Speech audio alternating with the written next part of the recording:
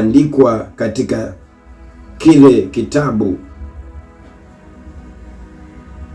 alichokiona Hilkia kuhani ndani ya nyumba ya Bwana, na jina la Bwana lipewe sifa, kwamba katika nchi mambo yanaweza chacha, katika nchi mambo yanaweza inuka, katika nchi mambo inaweza tawala, something kinaweza tawala kwenu, something kibaya kinaweza tawala kwa kazi yako, something kibaya kinaweza tawala kwa watoto wako, something kibaya kinaweza tawala kwa duka lako na kwa kampuni yako, mpaka ukakosa amani, mpaka ukakosa furaha, mpaka ukajawa na huzuni na kilio.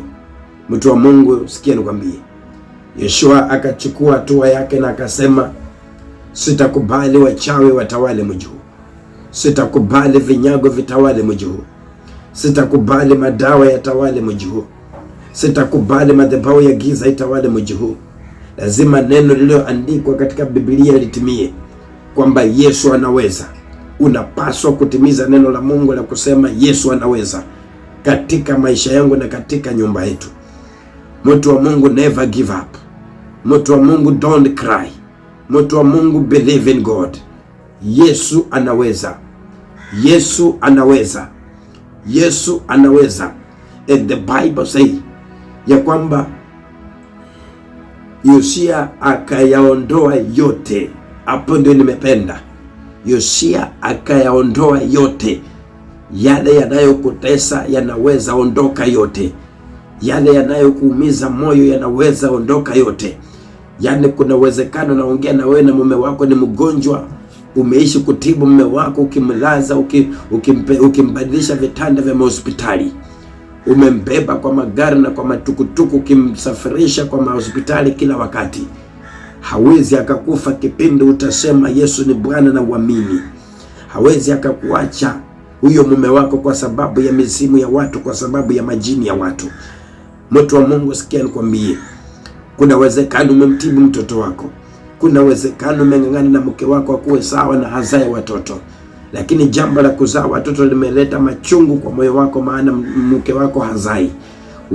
Unatamani kuzalia mtoto wa kisichana lakini hauoni, unatamani kuzalia mtoto wa kivulana lakini hauoni, paka unajana changamoto za mawazo. Mtu wa Mungu, niko hapa kukwambia Yesu anaweza kubadilisha hali.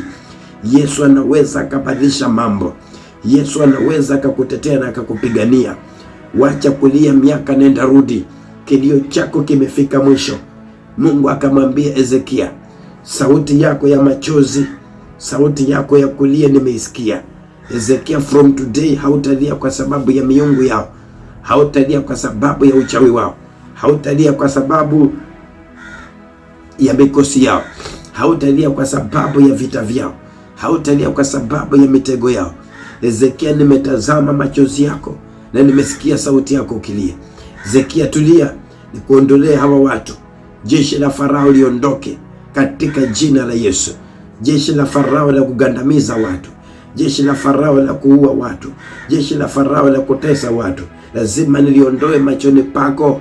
Na Musa ambia wana wa Israeli wasonge mbele, wasikose kusonga mbele, waambie wasonge mbele. Mtu wangu, nataka nikwambie, imani yako iweke mbele, maombi yako yaweke mbele, nguvu za Roho Mtakatifu ziweke mbele yako, ziwe kinga. Hakuna silaha itainuliwa kinyume na maisha yako itatoboa. Na kutia moyo kama nabii, na kutia moyo kama mwinjilisti, na kutia moyo, kuna uwezekano ndoa yako ina matatizo, kuna uwezekano una kilio kwa ndoa, kuna uwezekano una kilio kikazi, kuna uwezekano una kilio kwa kusafiri. Umepambana kusafiri lakini hauoni raha. Niko hapa kukwambia Mungu wangu na akupe raha. Mungu wangu na akusaidie.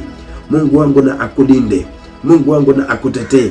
Chochote kilitawala kwa nchi yako, chochote kilitawala kwa mji wako, chochote kimetawala kwa hiyo area, kwa hiyo mtaa, Mungu aondoe. Yoshua, maandiko inasema ya kwamba Yoshua akayaondoa yote. Mapepo ilikuwa imetawala kwa mji, mapepo ilikuwa imetawala kwa jamii, mapepo ilikuwa imetawala kwa boma, lakini Yoshua mtumishi wa Bwana akasema kwamba neno litabaki neno. Injili itabaki injili. Injili itabaki injili.